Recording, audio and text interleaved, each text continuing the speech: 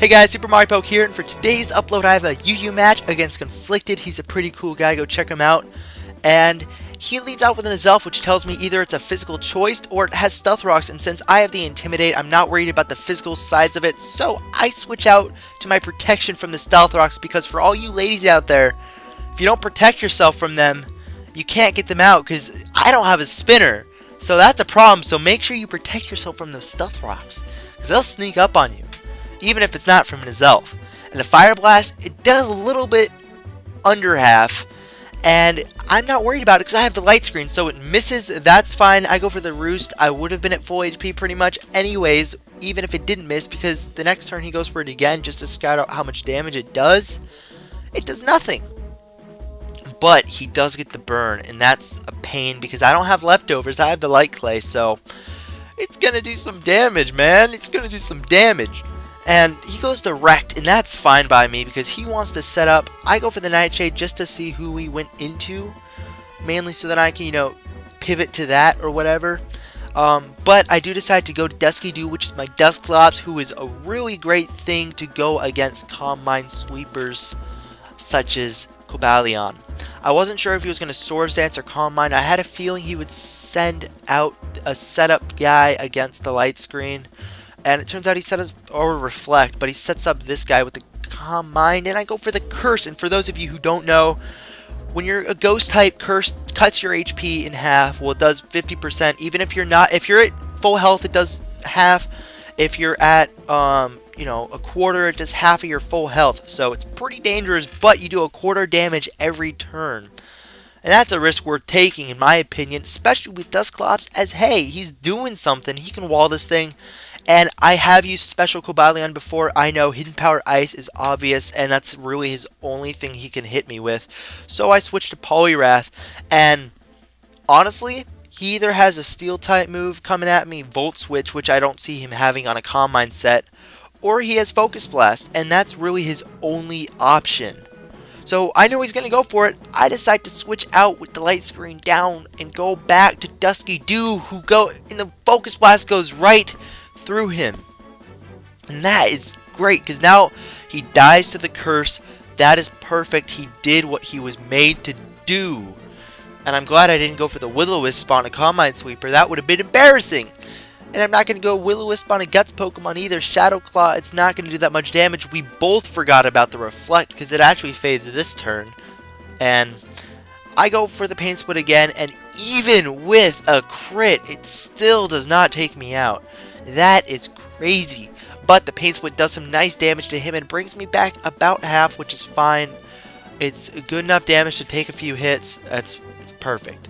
So, I know he's choice, so I just switched to Hypno Rematch in order to go ahead and force a switch, go for the sub, see what he does, and he has a Tangela. Behind the substitute, I can just hit him where his tentacles do not shine, right between the eyes with a Focus Punch. And as I'm tightening my focus, he goes for the Giga Drain. And what's really interesting is that he gets HP back. It's either the intended HP if I didn't have a sub, or it's the HP from the sub itself. Not really sure about that, but hey, that's, in my opinion, that's kind of interesting. A little tidbit right there that you can get HP back from a substitute with Giga Drain.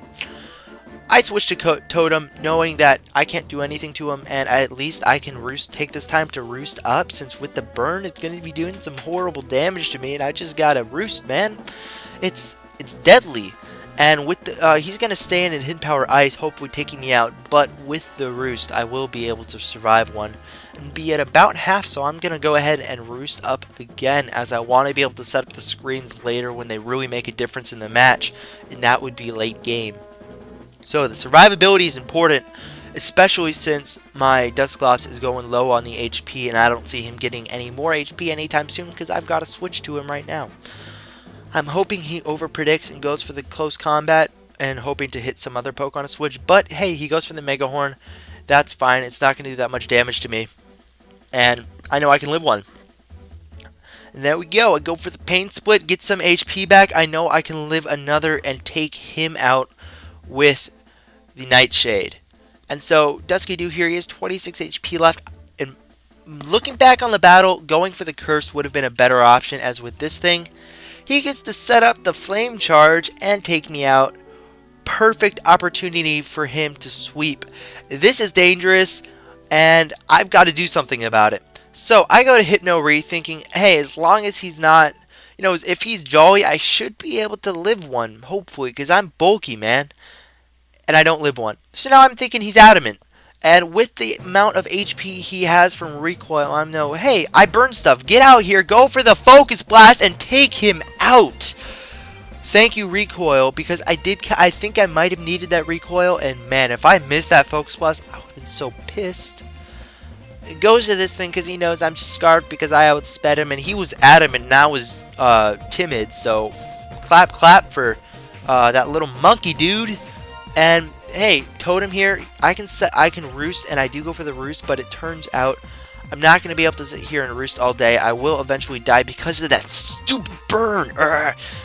So I decide, hey, I might as well set up the light screen and try to get a sweep off with Tippy because he hasn't set up his rocks yet. He still hasn't set up his rocks, and that means I can set up the light screen and die from the burn, which lets, and hey, I'm sorry, that actually was pretty good for me, the dying from the burn, because I can go to Tippy, who has Intimidate and has the Butterfly Dance.